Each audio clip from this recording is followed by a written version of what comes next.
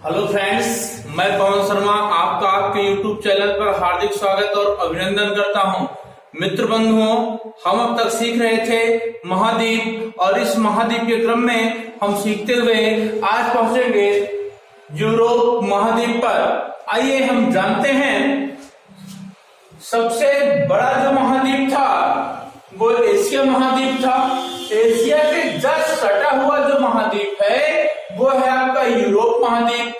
Europe और Asia वास्तविक रूप से अलग नहीं हैं, लेकिन इनको यूराल पर्वत और कैस्पियन सागर एशिया महाद्वीप से अलग कर देता है। इसलिए यूरोप और एशिया महाद्वीप को यूरोशिया के नाम से जाना जाता है। लेकिन आज हम यूरोप के बारे में पढ़ रहे हैं।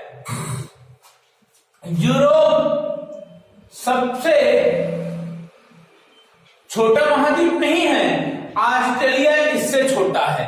ऑस्ट्रेलिया से बड़ा है आपका यूरोप महाद्वीप। आइए इस महाद्वीप के बारे में जानते हैं। इस महाद्वीप के बारे में देखेंगे, ये वाला भाग आपका पूरा ये रूस है। रूस जो है ये आपका एशिया महाद्वीप और यूरोप महाद्वीप दोनों में फैला हुआ है, जो विश्व का सबसे बड़ा देश है। ये रूस है और रूस से ये बगल आपका पूरा ये यूरोप महाद्वीप है। ये नीचे आपका जो देख रहे हैं ये आपका अफ्रीका महाद्वीप है। ये आपकी भूमध्य रेखा है 0 डिग्री पर। ऊपर आपकी कर्क रेखा है। नीचे आपका ये भैया मकर रेखा है। मकर रेखा है। कर्क रेखा 23.5 डिग्री ऊपर नॉर्थ में है और मकर रेखा 23.5 डिग्री साउथ में है, जो ये अफ्रीका महाद्वीप में है। अफ्रीका महाद्वीप और एशिया महाद्वीप को जो अलग कर रहा है वो भूमध्य सागर कर रहा है। तो एशिया महाद्वीप के बारे में देखेंगे, इसको ऐसे अगर हम डिवाइड कर दें तो इधर वाला भाग हमारा पूर्वी भाग होगा, इधर वाला भाग हमारा पश्चिमी भाग होगा, ऊपर वाला भाग उत्तरी भाग होगा, नीचे वाला भाग हमारा दक्षिणी भाग होगा। तो यूरोप के पूर्व में देखेंगे एशिया महाद्वीप है और यूरोप के अगर हम पश्चिम देखेंगे तो अटलांटिक महासागर है। ये अटलांटिक महासागर को अंध महासागर के नाम से भी जानते हैं। जो यूरोप महाद्वीप की तटीय जो सीमा है लगभग वो 3800 किलोमीटर तक टच करती है अटलांटिक महासागर को। नीचे है भैया वो है भूमध्य सागर और इधर है आपका काला सागर। अब देखेंगे और ऊपर देखेंगे तो उत्तरीय ध्रुव सागर, ये ऊपर उत्तरीय ध्रुव सागर होगा। इस प्रकार यूरोप बसा हुआ है। यूरोप यदि आप देखेंगे, यूरोप बहुत छोटे छोटे टुकड़ों में बटा हुआ है। अधिकांश यूरोप महाद्वीप के जितने भी देश हैं तीन तरफ से पानी से घिरे हुए हैं। इसीलिए इस महाद्वीप को प्रायद्वीपों का देश कहा जाता है, इसी को यूरोप को। अब चलते हैं यूरोप के बारे में कुछ देखेंगे। यूरोप महाद्वीप, ये यूरोप महाद्वीप देखेंगे, यहाँ पर अधिक नदियां हैं और यहाँ की जो जमीनें हैं, जो मृदा है वो श्रम के अनुकूल है। यहाँ की फसलें, यहाँ की अधिक उपजाऊ मिट्टी है, यहाँ की फसल अधिक मात्रा में उपजाऊ होती है। यहाँ की संस्कृति, सभ्यता और यह उन्नतिशील है। इसलिए अलग अलग देशों में खोज करके ये अपनी सभ्यता का प्रचार प्रसार कर लिए हैं। ये संपन्न, विश्व में सर्वाधिक संपन्न महाद्वीप माना जाता है यूरोप महाद्वीप। अब इस महाद्वीप के बारे में और हम जानते हैं। इस यूरोप महाद्वीप के बारे में जानिए आप, तो यूरोप महाद्वीप के बारे में देखेंगे। यूरोप का सर्वोच्च शिखर अल्बुर्ज, जिसकी ऊंचाई 5642 मीटर है, यह अल्बुर्ज रूस में स्थित है। यूरोप महाद्वीप का सबसे बड़ा नगर लंदन है। यूरोप महाद्वीप का सबसे बड़ा नगर लंदन है। जो लंदन है आपका वो टेम्स नदी पर स्थित है। कहां पर बसा है भैया? टेम्स नदी पर बसा हुआ है। अगला है फ्रांस। फ्रांस जो है यहाँ पर इटली मतलब फ्रांस है और फ्रांस के जस्ट नीचे स्पेन है। देखेंगे ये फ्रांस इटली है, फ्रांस है, स्पेन है। ये फ्रांस की राजधानी जो है वो है पेरिस। जो पेरिस है वो सीन नदी पर बसा हुआ है और जो ये पेरिस है ये विश्व का सबसे सुंदर नगर माना जाता है। जो पेरिस है जो फ्रांस की राजधानी है। आगे देखेंगे इसे फैशन की नगरी भी कहा जाता है। अब आगे देखेंगे यूक्रेन यहाँ है, ये रसिया है, इसे रूस कहते हैं। यूक्रेन और रसिया के बीच में झगड़ा हुआ था। इसी यूक्रेन राज्य की बात करते हैं। यूक्रेन का राज्य विश्व का प्रमुख गेहूं उत्पादक क्षेत्र है। इसी यूक्रेन को विश्व का अन्न का भंडार कहते हैं या रोटी का डलिया भी कहते हैं, या रोटी का डलिया, रोटी का डलिया भी कहते हैं। इसी यूक्रेन को या विश्व का अन्न भंडार भी कहा जाता है। इटली विश्व के सर्वाधिक अंगूर और जैतून उत्पादक देश है। ये इटली यूरोप का।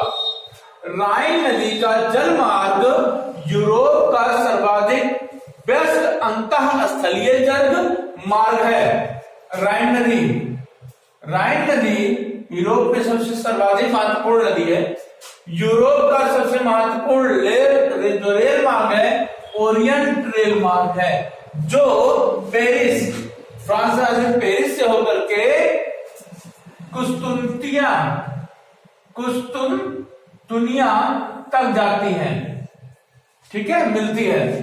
आगे देखेंगे स्पेन एक शराब का नाम है जो विश्व में सर्वाधिक सबसे अधिक फ्रांस से बनती है। फ्रांस बनती है और सूरा और सुंदरियों के लिए ये महादेश जाना जाता है। जो फ्रांस है, पेरिस है, उसकी राजधानी फ्रांस की, ये सूरा और सुंदरियों के लिए फेमस है। यूरोप का फिनलैंड झीलों का देश कहा जाता है। ये ऊपर देखेंगे आप, ये देखिएगा, ये यूरोप है जो ना, ये आपका जाकर के उत्तरी गोलार्ध में बसा हुआ है। नीचे दक्षिण गोलार्ध होता है भूमध्य रेखा से। देखेंगे ये भूमध्य रेखा से ऊपर वाला उत्तरी गोलार्ध, नीचे दक्षिण गोलार्ध होता है। तो उत्तरी गोलार्ध में जाकर बसा हुआ। इसके अधिकांश भाग जो होते हैं ठंडे होते हैं रूस के, और जब ठंडा होगा तो यहाँ पर गोरे लोग तो पाए जाएंगे, इसलिए अंग्रेज गोरे ही होते रहे। देखेंगे तो ये जो फिनलैंड है, देखेंगे झीलों का देश कहा जाता है। यूरोप का ब्लैक फॉरेस्ट ब्रह्मसोत्तर पर्वत है। इटली को यूरोप का भारत कहा जाता है। ये इटली है जो, ये यूरोप का भारत कहा जाता है। क्यों कहा जाता है? क्योंकि जिस प्रकार एशिया महाद्वीप में बसा हमारा भारत कृषि प्रधान देश है, लगभग 80% यहाँ पर लोग कृषि पर निर्वाह कर रहे हैं अपना जीवन यापन, उसी प्रकार इटली के भी मूल निवासी लोग अपना जीवन यापन कृषि से व्यतीत कर रहे हैं। इसलिए इटली को यूरोप का भारत कहा जाता है। और जिस प्रकार हमारे भारत में हिमालय है, उसी प्रकार इटली में एक पर्वत है जिसका नाम है आल्प्स पर्वत। आल्प्स पर्वत, और ये आल्प्स पर्वत सर्वाधिक जो इसका फैलाव है वो स्विट्जरलैंड में है। इटली में थोड़ा है लेकिन सर्वाधिक फैलाव इसका स्विट्जरलैंड में है। ठीक, ये आल्प्स पर्वत का। आगे देखेंगे यूरोप में जल विद्युत का सर्वाधिक विकास इटली एवं स्वीडन में होता है। जल विद्युत का सर्वाधिक विकास। गल्फ स्ट्रीम जलधारा, जो गल्फ स्ट्रीम जलधारा है, यूरोप का गर्भ कंबल के नाम से जाना जाता है। यूरोप का गर्भ कंबल किसे कहा जाता है? तो गल्फ स्ट्रीम जलधारा को कहा जाता है। स्विट्जरलैंड को यूरोप का खेल का मैदान कहा जाता है। स्विट्जरलैंड को। आगे देखेंगे डाइक किसे कहते हैं? एक और आता है डाइक और अगला होता है पोल्डर। ये बहुत एग्जाम में पूछा गया, डाइक किसे कहते हैं? डाइक शब्द है क्या? तो डाइक शब्द जो है, ध्यान दीजिएगा इस पर, नीदरलैंड ने उत्तरी सागर के तट पर बड़े बड़े तटबंध बनाकर समुद्र से भूमि प्राप्त की है उसी को डाइक कहते हैं, और इस प्रकार प्राप्त भूमि को पोल्डर कहते हैं। तो पोल्डर और ये डाइक महत्वपूर्ण है एग्जाम के लिए। आल्प्स पर्वत का सर्वाधिक विस्तार स्विट्जरलैंड में है, जो भी हम लोग चर्चा किए। आगे देखेंगे, स्विट्जरलैंड और इटली के बीच ग्रेट सेंट बर्नार्ड दर्रा है। स्विट्जरलैंड और इटली के बीच ग्रेट सेंट बर्नार्ड दर्रा है, और इस दर्रे से मार्ग प्राप्त होता है दोनों देशों के बीच में। अगला, ऑस्ट्रेलिया और इटली के बीच बेर्नर दर्रा मार्ग प्रदान करता है। जो बेर्नर दर्रा है वो मार्ग प्रदान करता है किस दो देश में? ऑस्ट्रिया और इटली। वही वियना ऑस्ट्रिया, जो आपने साइकोलॉजी में पढ़ा होगा, ठीक है, पढ़ते समय। इटली के बीच बेर्नर दर्रा मार्ग प्रदान करता है।